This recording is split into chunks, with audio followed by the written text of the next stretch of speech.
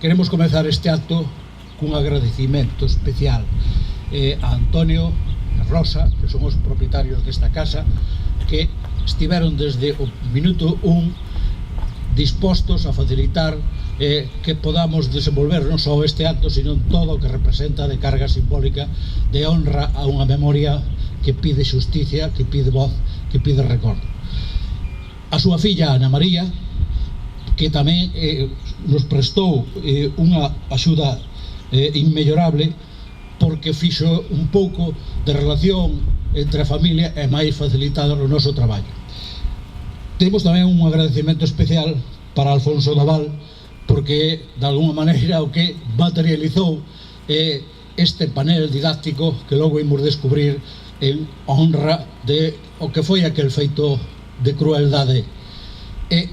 tamén queremos facer un agradecimento expreso a Lucía, César e o seu entorno familiar, porque son os que nos poñen voz, e por suposto a todas e a todos os que compartides hoxe este acto, e a todas e a todos os que coa vosa achega xenerosa facedes que podamos, desde a iniciativa altruista e especificamente privada, sin recursos por tanto públicos, é dicir, facer este acto de divulgación de memoria histórica.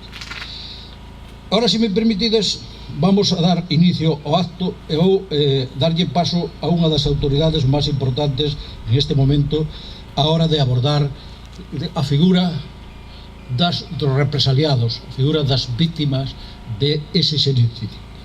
Pero antes vou a facer uso de un poema de Carmen Blanco que está nese panel didáctico e que reflexa un pouco o que este feito é, sobre todo, unha figura feminina, como vai ser a que logo nos vai a intervir explicando de alguna maneira o que representa este movimento de memoria, este movimento de resistencia que hoxe é pois todo o conxunto das persoas que defendemos esa lembranza, ese acto de xusticia histórica. Di o poema de Carmen Blanco: unha muller libre é casa aberta, unha obreira metalúrxica da CNT é refuxio de fuxidos, unha libertaria ten casoupa solidaria en CEA.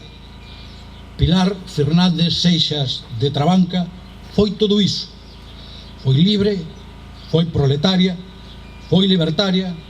foi refuxio e foi casoupa solidaria. Foi asesinada en febreiro de 1937,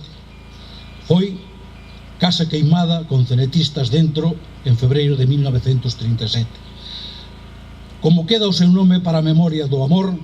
quedan tamén os nomes dos homes e da súa solidaridade: Rodrigo Berruete, Antonio Sallanes e Manuel Imeres, asesinados. As mulleres libres somos e seremos sempre casa aberta.